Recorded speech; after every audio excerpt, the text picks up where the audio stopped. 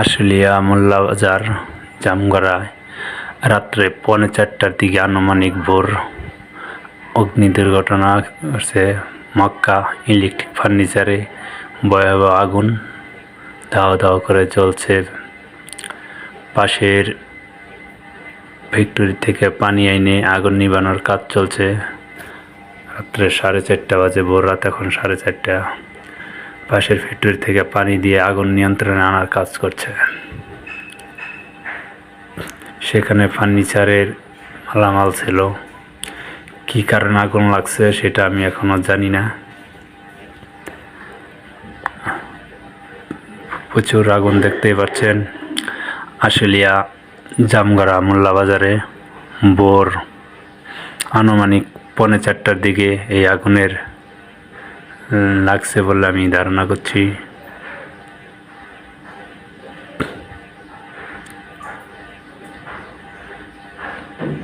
ভয়াবহ আগুনের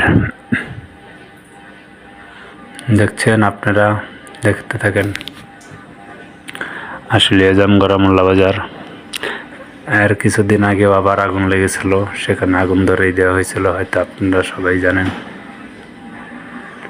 আসলে জামগড়া মোল্লা বাজার মক্কা ইলেকট্রিক ফার্নিচারে দাওয়া দাওয়া করে জ্বলছে আগুন।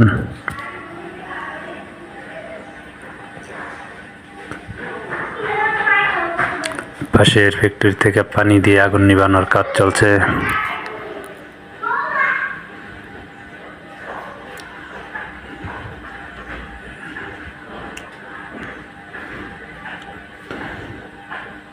ফায়ার সার্ভিস এসে অবশেষে লাস্টের আগুনটুক নিভাবে। পানি দেওয়া হচ্ছে পাশের ফ্যাক্টরি থেকে। আগুন নিভানোর চেষ্টা চলছে। আসলে জামগড়া মোল্লা বাজার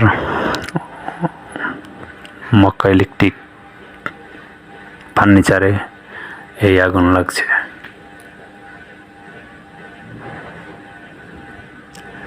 দাও দাও করে জ্বলছে আগুন।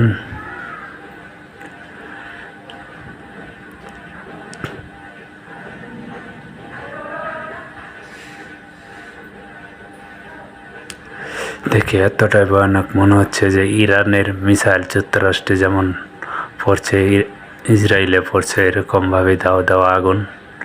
হঠাৎ করে দেখেই মনে হবে সেই অবস্থা।